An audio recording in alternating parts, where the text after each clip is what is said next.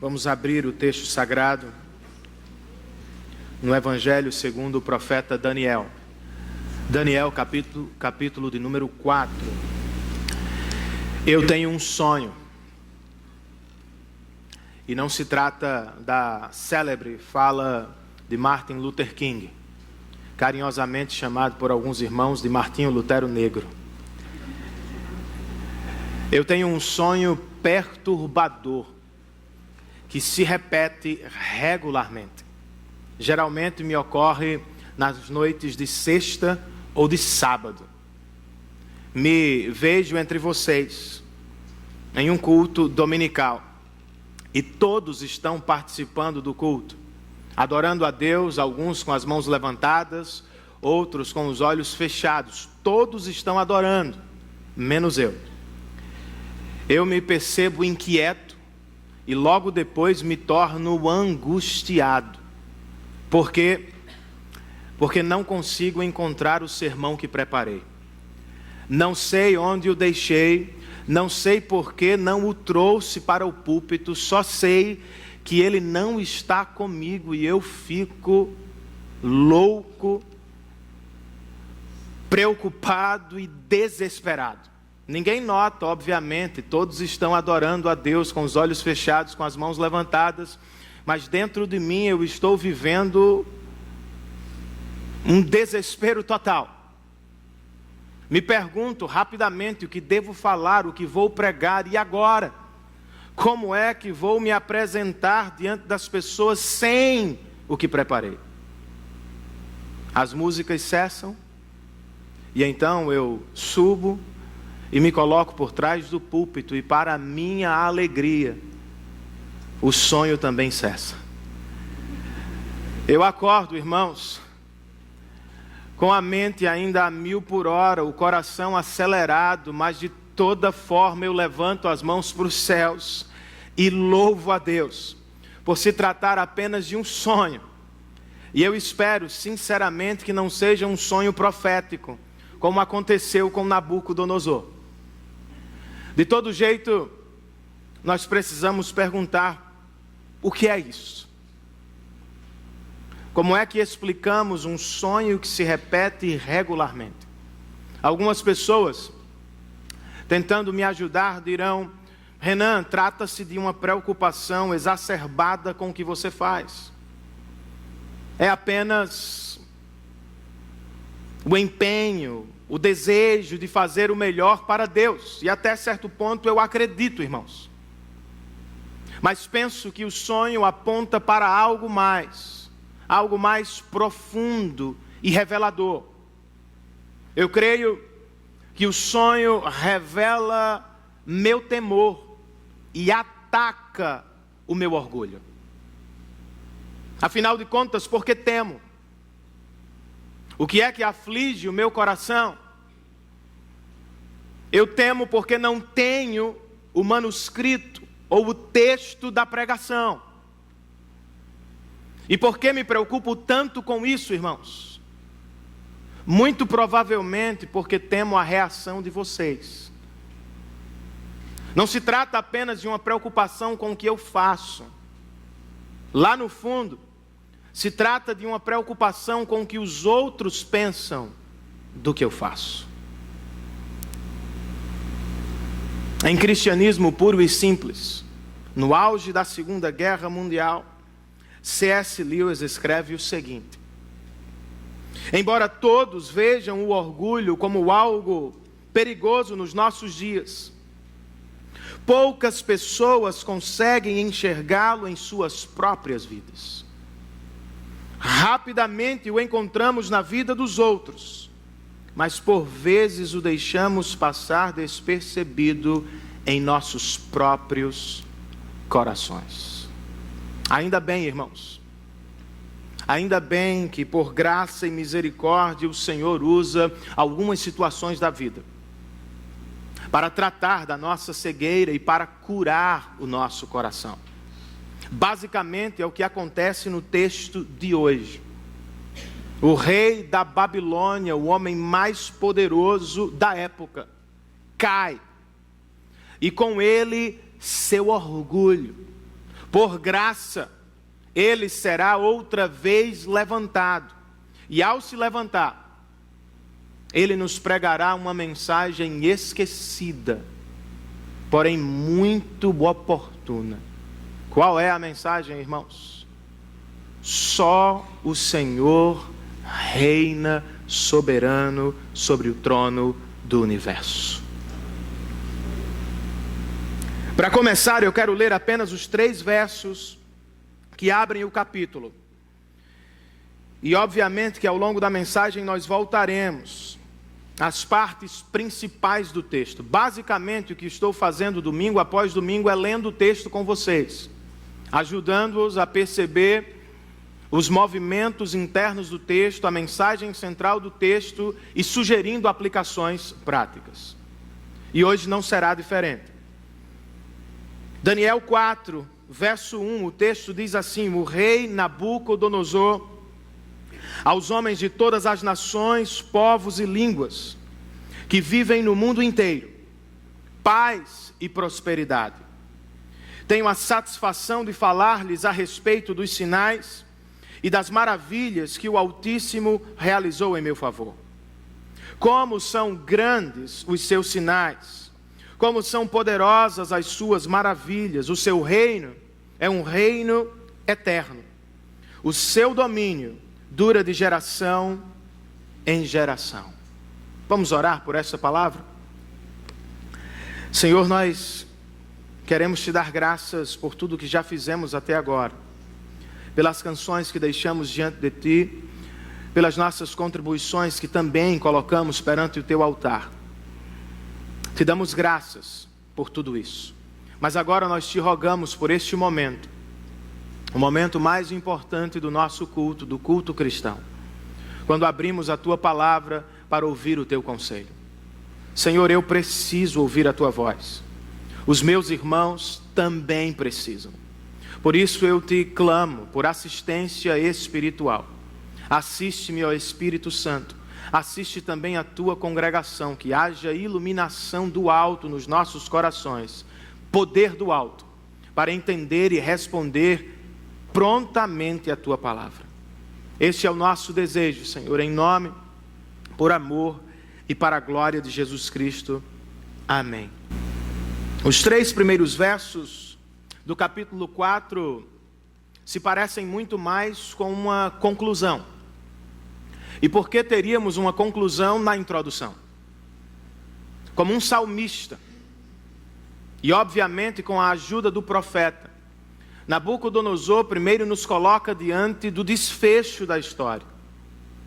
E só depois nos apresenta os passos que o conduziram até lá. Do que se trata então o capítulo de Nabucodonosor. O capítulo também escrito pelo rei da Babilônia. Qual é sua mensagem central? Os autores bíblicos não tinham todos os recursos que nós temos hoje em dia para escrever. Por exemplo, escrevendo com um computador, se queremos destacar algo, enfatizar algo, simplesmente usamos o itálico ou o negrito. Os autores bíblicos se apropriavam de outras estratégias. Uma delas, em uma narrativa, era apenas a repetição da mesma frase ao longo de todo o texto. É o que acontece aqui. Por 3 vezes, o autor sagrado repete a mesma mensagem em 3 lugares estratégicos do capítulo. Os versos 17, 25 e 32, todos eles trazem a mensagem central. Qual é ela? O Altíssimo domina sobre os reinos dos homens e os dá a quem quer.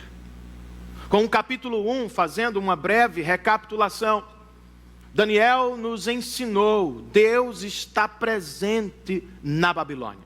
Como 2, nos informou, Deus está trabalhando na Babilônia. Com o capítulo 3, o profeta nos lembrou, Deus pode nos livrar até mesmo das fornalhas da Babilônia. Como 4, a partir do que viu e ouviu do rei Nabucodonosor, o profeta prega Deus reina.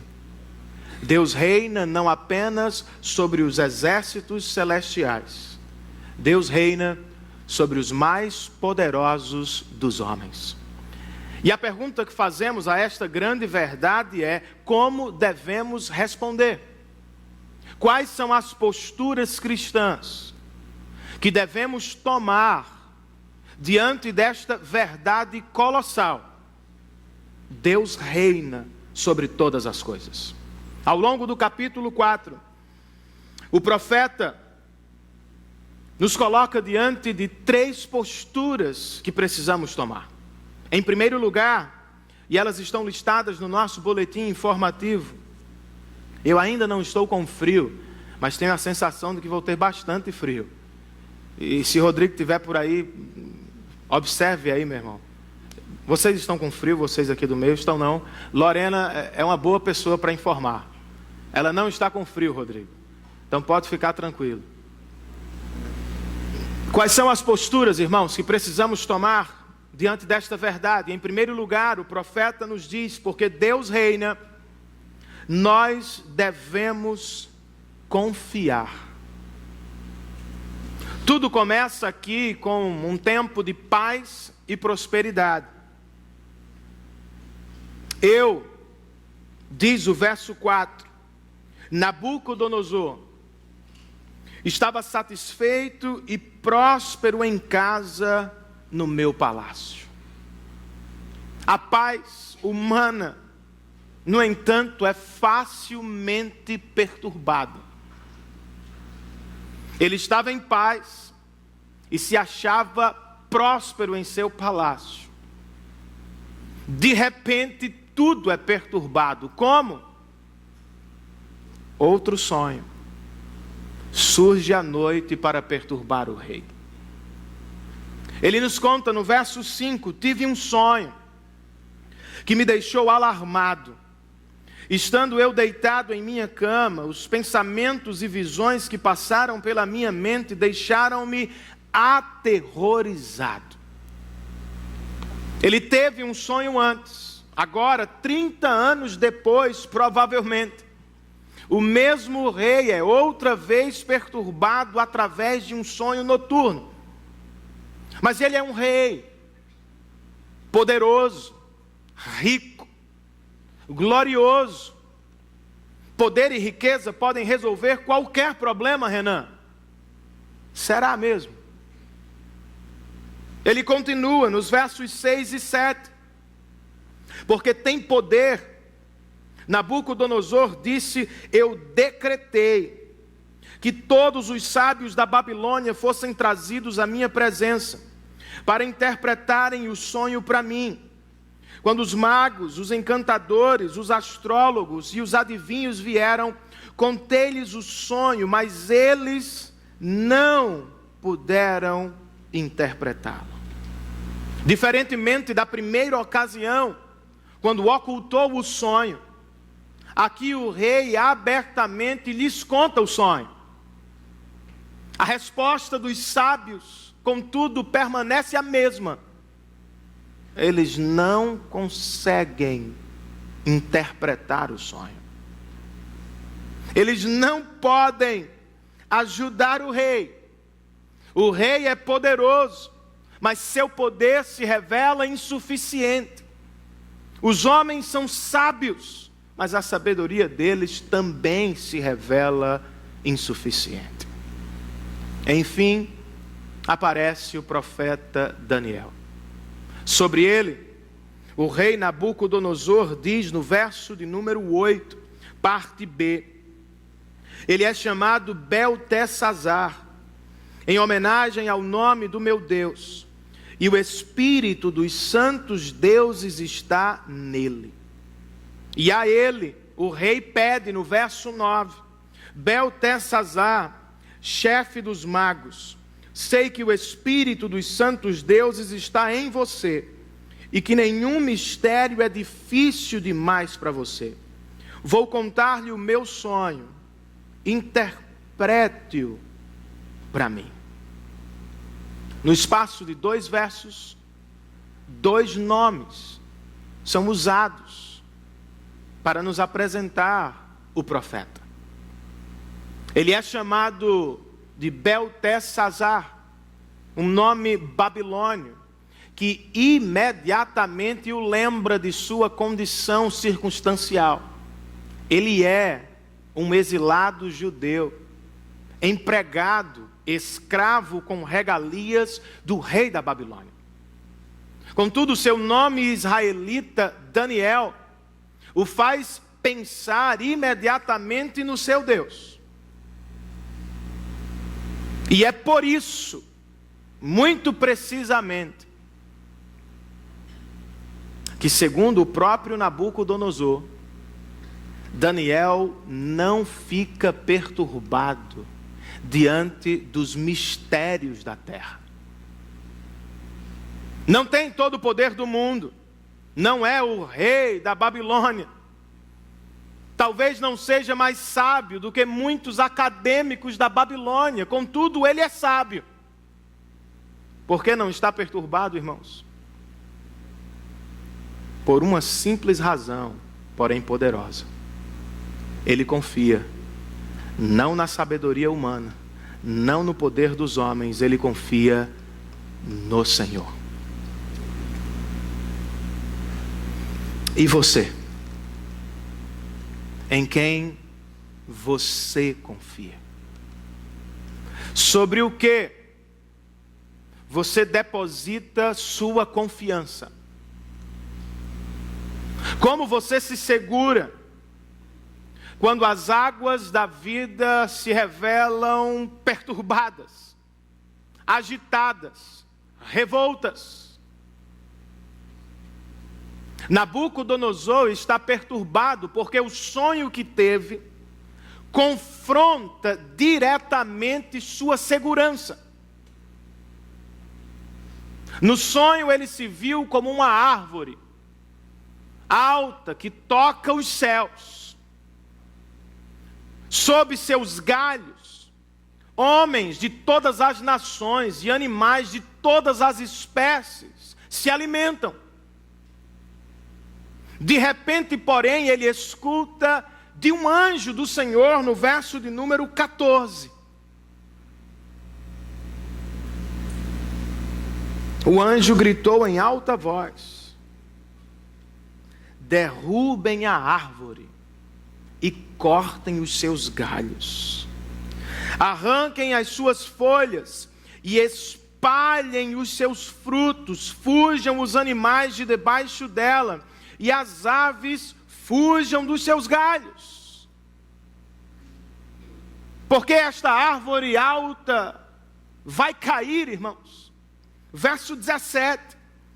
A decisão é anunciada por sentinelas. Anjos declaram o veredito. Para quê? Para que todos os que vivem saibam que o Altíssimo domina sobre os reinos dos homens e os dá a quem quer, e põe no poder o mais simples dos homens. Sabe o que é curioso aqui? A mesma mensagem que perturba o rei traz segurança ao profeta. O rei está protegido em seu palácio, cercado por muralhas, mas se encontra amedrontado. O profeta está distante de sua terra, exilado na Babilônia, mas está seguro em Deus. Ao ouvir a mensagem, o Altíssimo domina sobre os reinos dos homens e os dá a quem quer. Nabucodonosor treme, porque sua segurança está balançando. Poder dos homens. Ao ouvir a mesma mensagem, no entanto, Daniel se aquieta. O Senhor reina sobre os reinos dos homens e os dá a quem quer. A pergunta é: com quem ou com qual deles você se parece mais? Se a sua segurança é o poder político, O que você vai fazer se não vencer as eleições ou se o seu candidato não vencê-las? Se a sua segurança é o dinheiro, como é que você vai reagir com o declínio da economia? Se a sua segurança é a sabedoria que você adquiriu, o conhecimento que você pensa que tem, o que você vai fazer diante de uma não aprovação? E se a árvore cair, irmãos? E se o Altíssimo declarar na nossa direção: cortem-na, derrubem-na, como vamos nos segurar de pé? Se você é como Nabucodonosor, se a sua segurança está no plano horizontal, você vai tremer de medo, vai se revelar perturbado, inquieto e extremamente ansioso. Mas se você é parecido com Daniel, ainda que viva literalmente em um exílio, você se sentirá seguro nas mãos do Todo-Poderoso. O nosso Deus reina. Todo o poder humano, escreve Dale Davis, é por natureza interino. Não foi só Temer. Ele não é agora presidente para sempre. Continua interino. Mas como escreve, ou como disse o próprio Nabucodonosor, o reino do Altíssimo é um reino eterno. E é por isso, irmãos, que respondemos às mesmas situações de maneira diferente. Nós choramos, nós sofremos, nós sentimos, mas não somos vencidos pelo desespero. Nossa confiança não está nesse plano. O nosso Deus reina. Percebam o tempo verbal empregado pelo anjo do Senhor. Ele não disse: o nosso Deus reinará um dia. Ele não disse: o nosso Deus reinou no passado. Não, ele afirma: o nosso Deus reina hoje, aqui e agora. É por isso que Daniel pode ser um exilado na Babilônia e ainda assim se encontrar seguro. É por isso que nós não somos desintegrados diante de uma crise. O nosso Deus reina, não apenas nos céus, mas também na terra. Não apenas sobre os anjos, mas também sobre os homens. Ele reina, não apenas sobre a igreja. Ele reina sobre toda a Babilônia, onde você e eu estamos inseridos. Que esta mensagem traga alívio ao coração mais inquieto entre nós, serenidade à alma mais perturbada nesta tarde. O nosso Deus reina. Porque Deus reina, nós devemos confiar. Em segundo lugar, segunda postura, porque Deus reina, irmãos, nós devemos nos arrepender diante dele.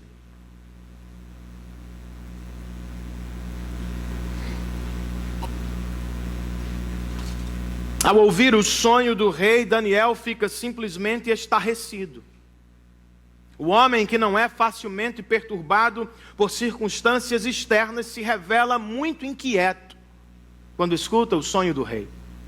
Não porque ele mesmo teme o sonho, mas porque ele sofre antecipadamente pelo cumprimento do sonho na vida do rei, com quem criou laços ao longo dos últimos 30 anos de serviço.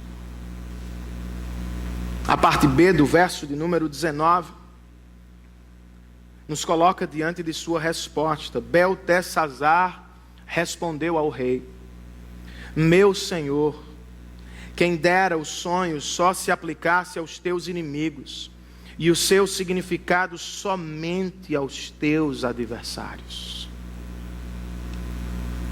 Ele é misericordioso, irmãos. Ele sente o que vai acontecer com o rei. Ele sofre por isso.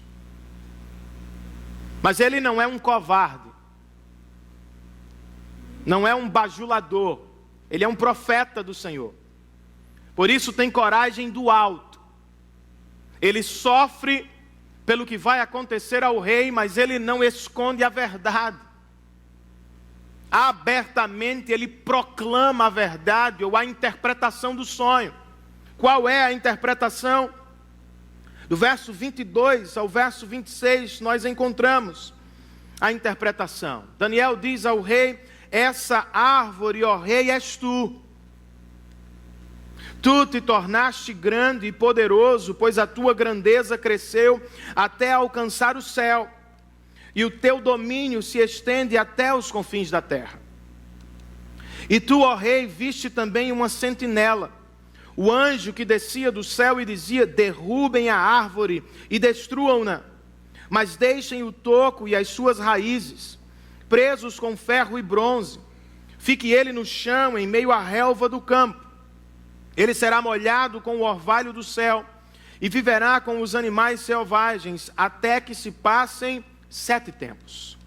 Esta é a interpretação, ó rei, e este é o decreto que o Altíssimo emitiu contra o rei meu senhor.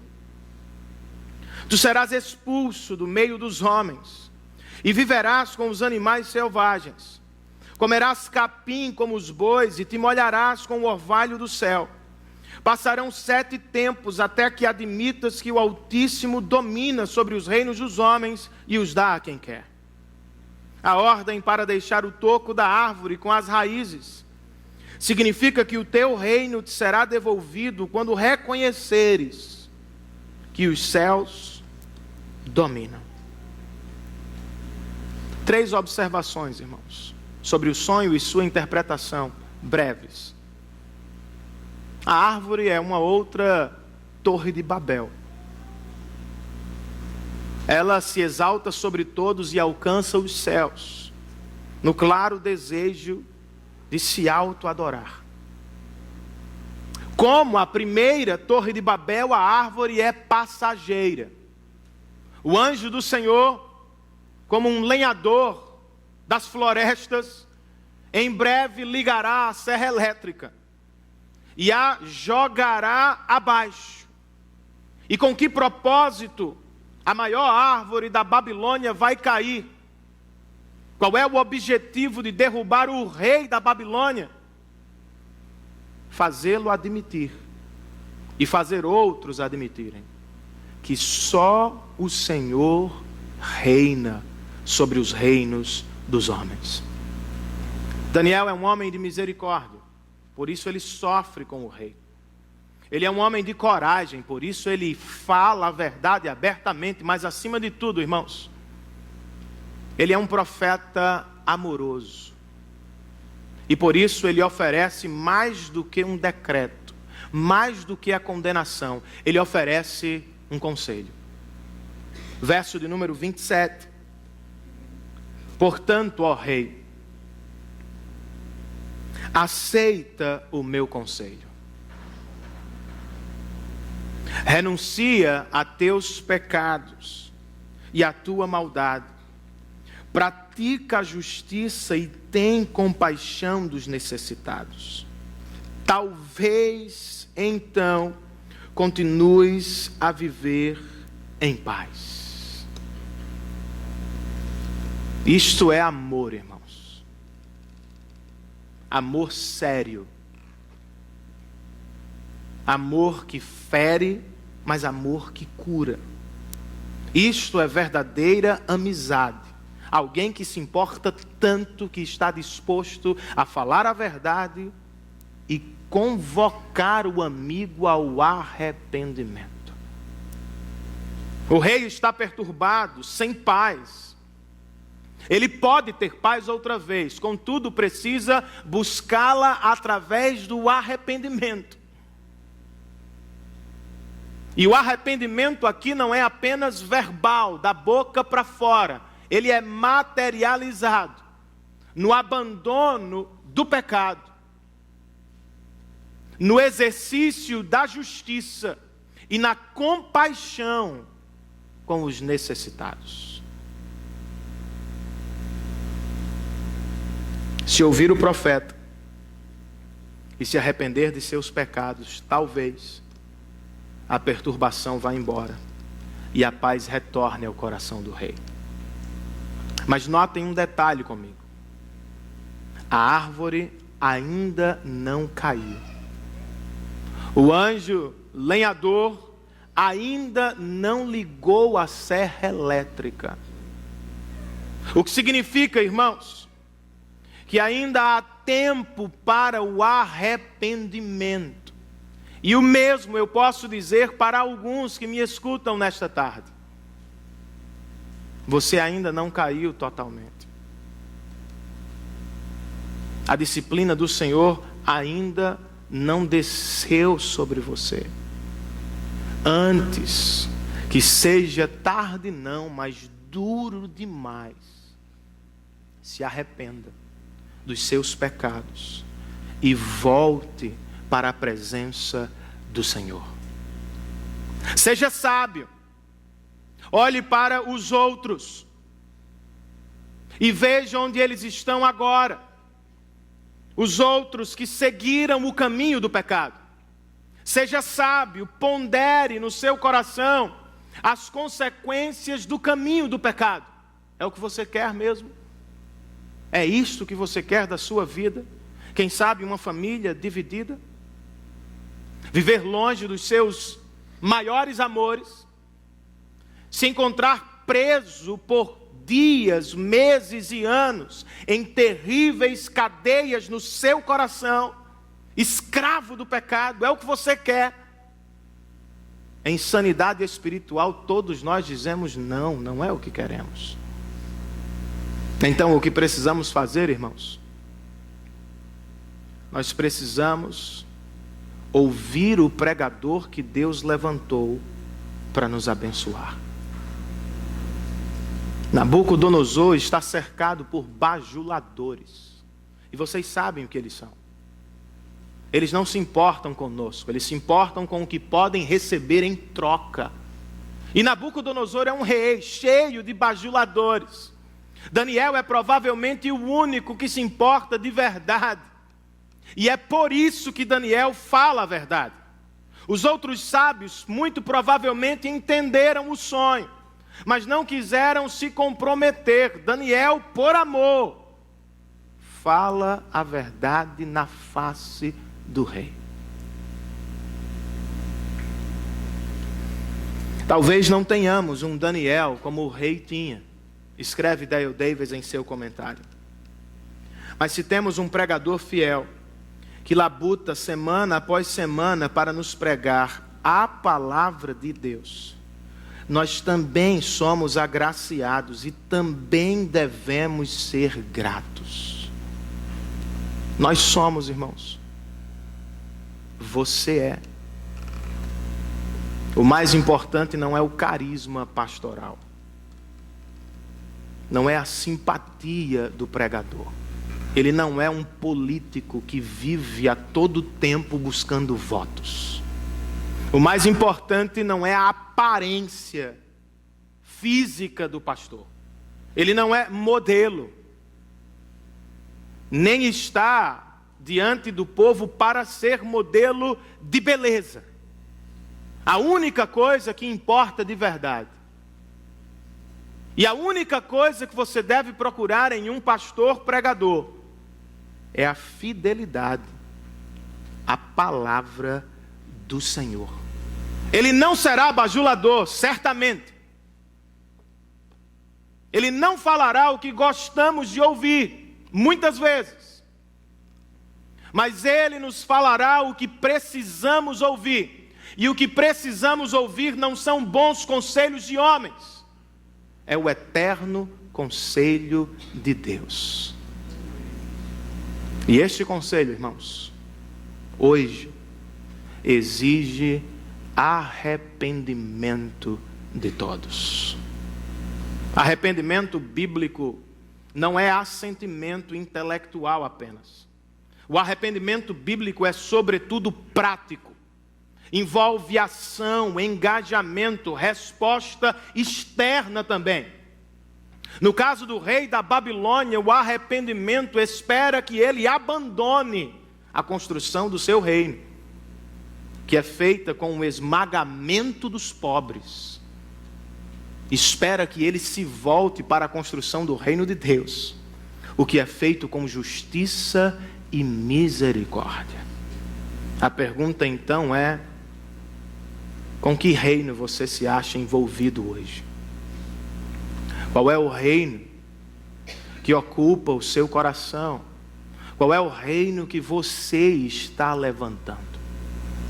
Se vive apenas para a construção do seu reino e do seu nome, muito provavelmente você terá poucos amigos de verdade. Muito provavelmente você pisará sobre as pessoas. Você usará as pessoas. Você abusará de pessoas.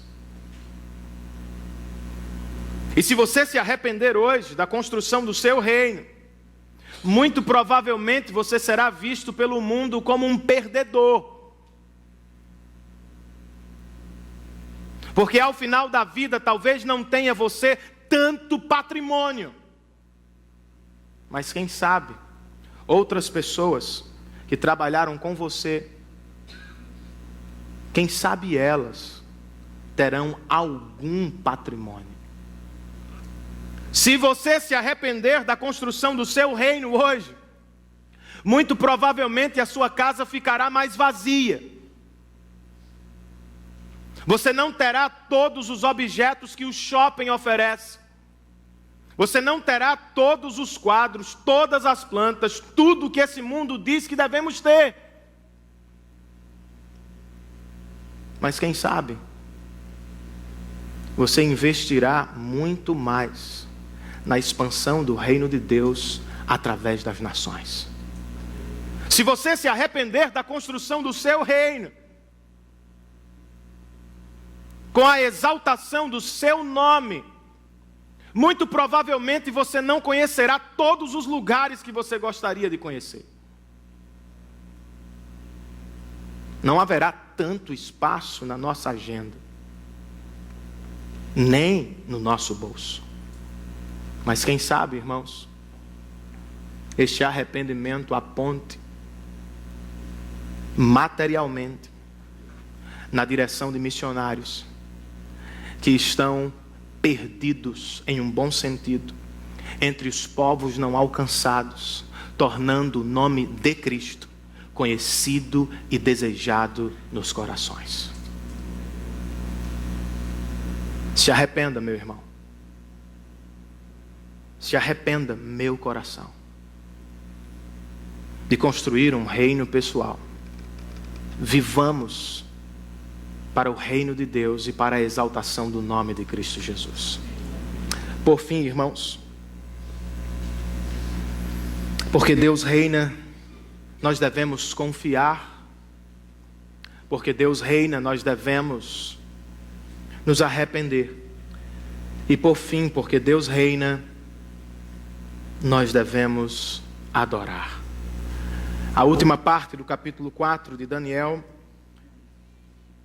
pode ser apresentada para facilitar em 3 olhares. Um olhar para si, um olhar para baixo e um olhar para cima. Os versos 29 e 30 nos colocam diante do primeiro olhar. O texto diz: 12 meses depois, quando o rei estava andando no terraço do palácio real da Babilônia, disse: acaso não é esta a grande Babilônia que eu construí como capital do meu reino?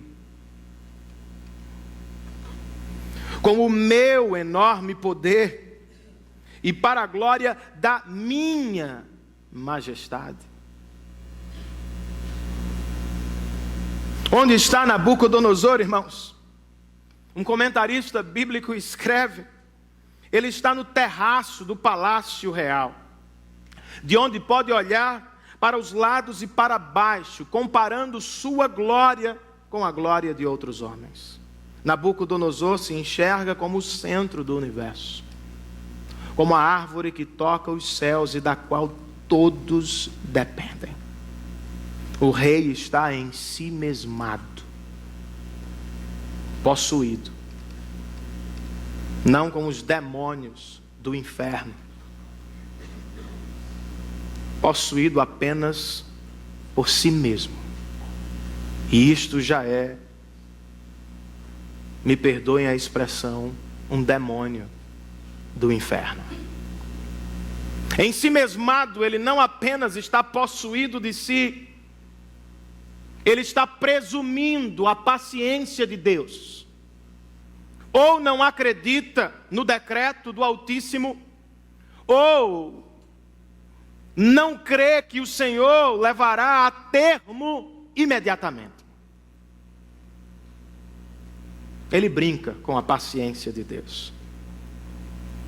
Mas o texto continua no verso 31. As palavras ainda estavam nos seus lábios, quando veio do céu uma voz que disse: é isto que está decretado quanto a você, rei Nabucodonosor.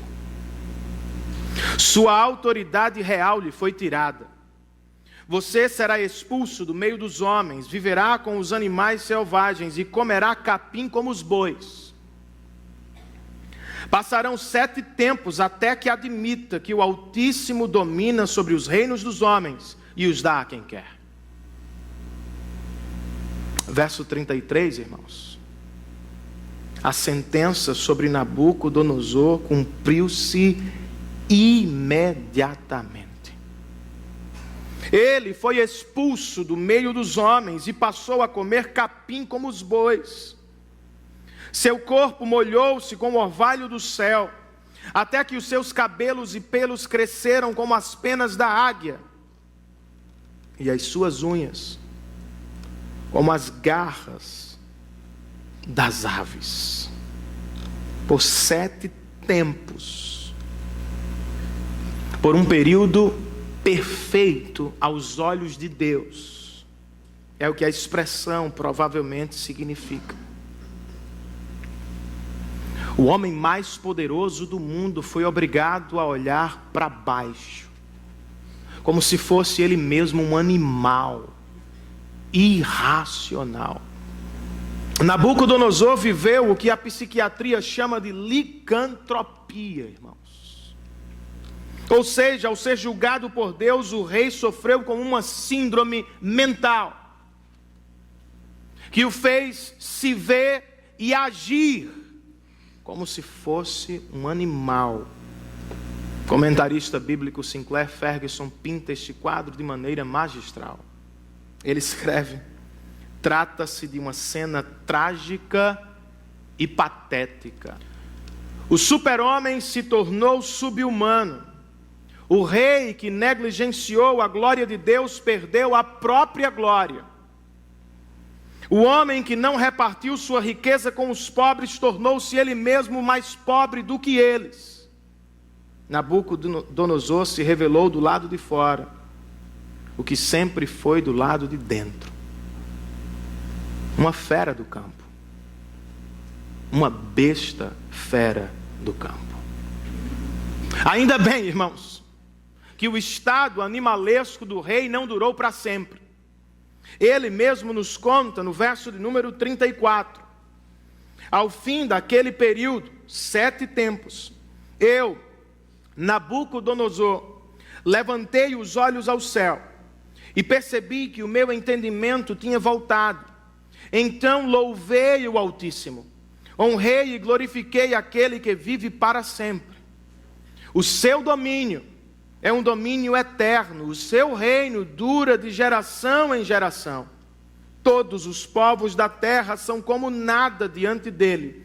Ele age como lhe agrada com os exércitos dos céus e com os habitantes da terra. E ninguém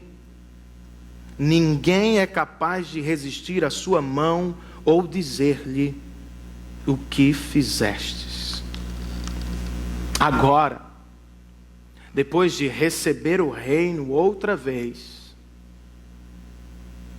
o rei Nabucodonosor conclui o capítulo no verso 37.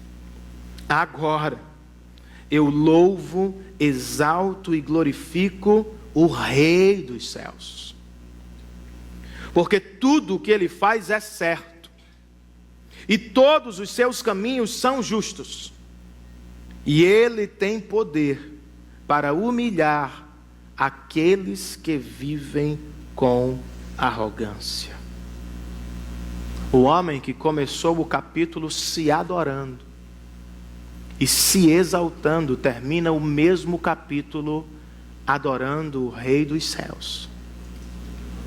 O homem que começou o capítulo em si mesmado, olhando apenas para si e depois para baixo, termina o capítulo olhando para os céus e exaltando o Altíssimo. Esta cena final nos obriga, ou nos conduz à pergunta: como podemos seguir o rei da Babilônia? Ou em palavras contemporâneas, como podemos abandonar a autoadoração tão típica da nossa Babilônia, para encontrar a nossa glória na exaltação do Rei da Glória? A única saída, irmãos, para este labirinto doentio chamado autoadoração, chama-se Evangelho. O Evangelho é a única mensagem que nos força a olhar para o alto. O Evangelho é a única mensagem que nos tira do centro, nos fazendo perceber que diante de um Deus santo e justo, todos nós somos iguais. Negros e brancos, americanos e africanos, pobres e ricos, todos somos carentes da graça de Deus. O Evangelho é, portanto, uma boa notícia de Deus para os nossos melhores e piores dias. Por quê, irmãos? Porque nos nossos melhores dias, nós somos tentados pelo orgulho próprio à autoadoração. Queremos comparar os nossos feitos aos feitos dos outros. Nos sentimos momentaneamente melhores ou superiores aos outros. Ficamos como Nabucodonosor, olhando muito para si e muito pouco para os outros. Ouvir o Evangelho semanalmente é como ser atingido por uma bomba que explode o nosso orgulho próprio e nos prepara para a adoração do Salvador. Como é que ele faz isso? De muitas maneiras, obviamente. Mas a partir deste texto, o Evangelho explode o nosso orgulho ao nos colocar diante do homem mais poderoso do mundo, para receber o reino de Deus. Ele primeiro se humilhou diante de Deus. Certo jovem rico se aproximou de Jesus e perguntou: bom mestre, o que farei para herdar a vida eterna? E o Senhor disse para ele: venda o que você tem, reparta com os pobres e depois siga-me. Eu e você conhecemos a história. Ele ficou profundamente triste, não seguiu Jesus, pois estava possuído por outro Deus.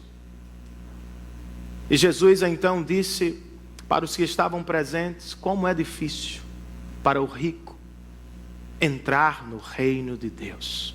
Os discípulos se desesperaram e perguntaram ao Senhor: então, quem poderá ser salvo? Se os ricos não podem comprar a entrada do reino de Deus, o que diremos dos pobres? E eles se incluíam nos pobres. E Jesus respondeu com: o que é impossível para os homens é possível para Deus. Ninguém compra o acesso ao reino de Deus.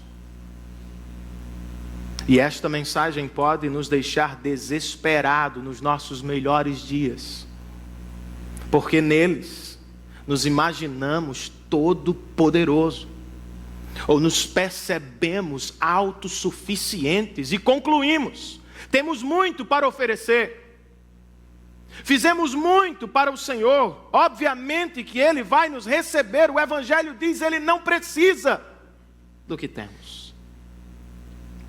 E não há como comprar seu acesso. Contudo, você não precisa se desesperar. O milagre da salvação está no fato de Deus, por graça, por meio de Cristo, nos entregar livre acesso ao seu reino.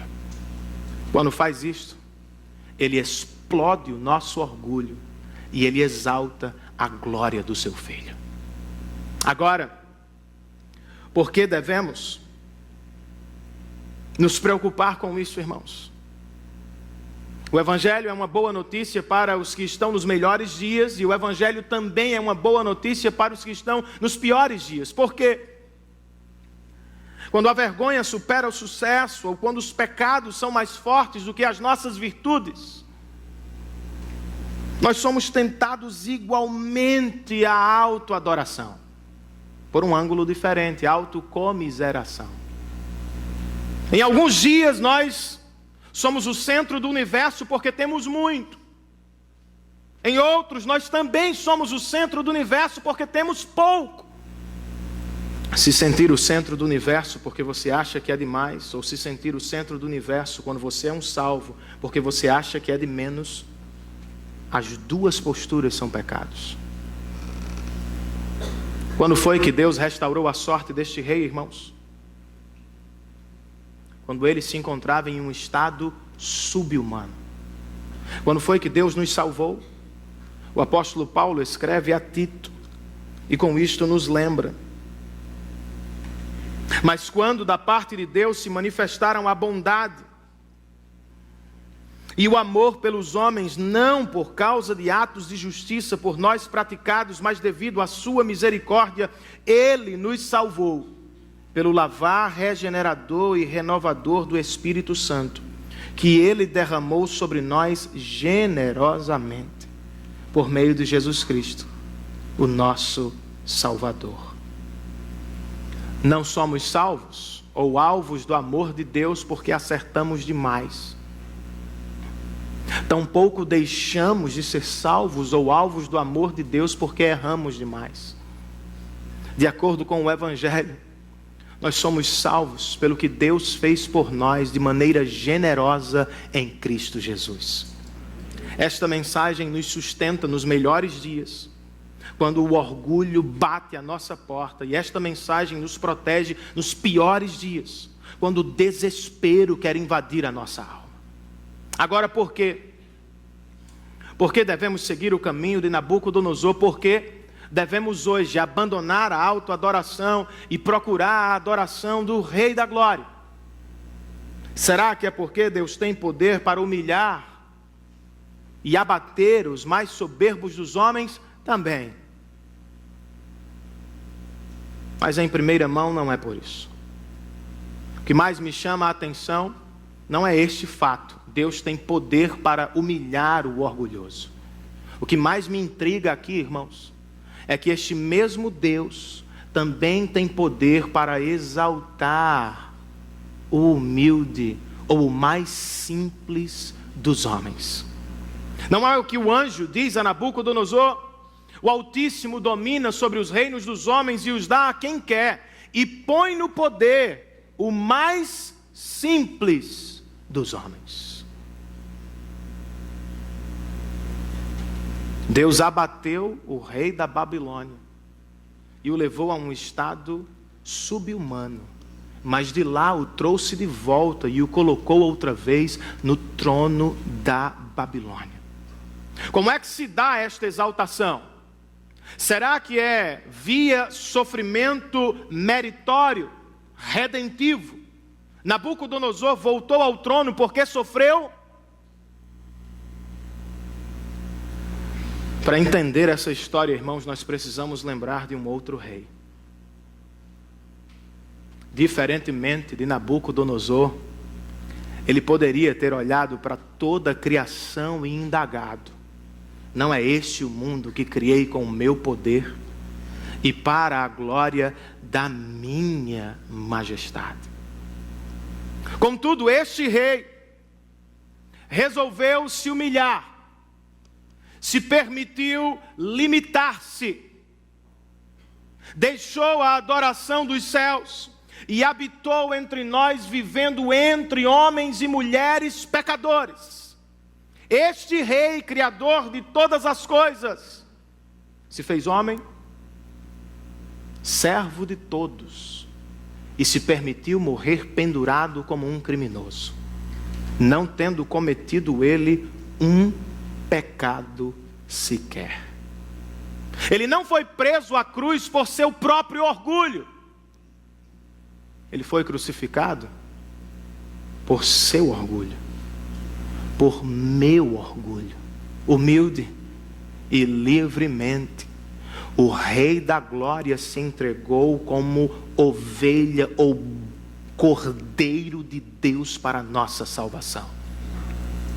É por isso que nós devemos adorá-lo, irmãos. Ele sim é a verdadeira árvore, a árvore da vida. Ele sim é o centro do universo, em torno de quem todas as coisas orbitam para a glória do seu nome. Não obstante, o Rei da Glória se humilhou. O Senhor de todas as coisas se fez servo. O Santíssimo Deus se fez homem e morreu pendurado como um criminoso. E esta não é a história completa. Porque Paulo diz aos Filipenses que o seu estado de humilhação passou. E agora, depois do espaço de humilhação terreno, Deus o exaltou à mais alta posição e lhe deu o nome que está acima de todo nome. Com que propósito ele o fez? Para que ao nome de Jesus se dobre todo o joelho nos céus, na terra e debaixo da terra. E para que toda língua confesse que só Jesus Cristo é o Senhor, para a glória de Deus Pai. A questão é essa, irmãos. Vamos adorá-lo. Ou agora, nos curvaremos em humildade, reconhecendo a sua glória e o seu amor. Ou no futuro, apesar da soberba e orgulho do coração, seremos prostrados diante dele e confessaremos que só ele reina para a glória de Deus Pai. Vocês se lembram do meu sonho? Ao despertar eu me vejo imediatamente aliviado. Penso comigo mesmo, ainda bem que era só um sonho. Contudo, de maneira curiosa, ao pegar no sono outra vez, sabe o que eu faço? Eu volto a procurar o sermão.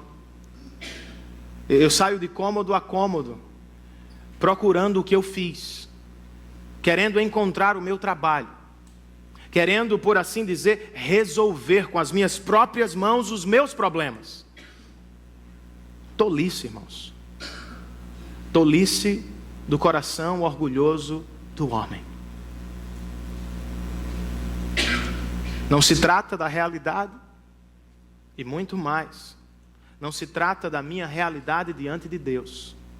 Eu não preciso fazer alguma coisa para ser aceito por Ele. O Rei da Glória se humilhou no meu lugar e fez tudo o que eu não podia fazer. Fez por mim, fez por você também. Por isso, tire os seus olhos do seu sucesso, tire-os também do seu fracasso. Mova-se como Nabucodonosor do olhar ensimesmado, do olhar para baixo, para o olhar que se dirige aos céus. Eleve os seus olhos com ele e veja o Altíssimo. E veja o que ele fez por você na cruz do Calvário. E assim, viva também horizontalmente nos seus relacionamentos interpessoais. Que o evangelho vertical o humilhe diante de Deus, mas também diante dos outros. Que você viva como uma vitrine da graça de Deus. E porque Ele reina, confiemos em todo o tempo. Nos prostremos hoje em arrependimento e também em adoração diante de tão grande salvação, operada por nós, na pessoa bendita de Jesus Cristo, Rei da Glória.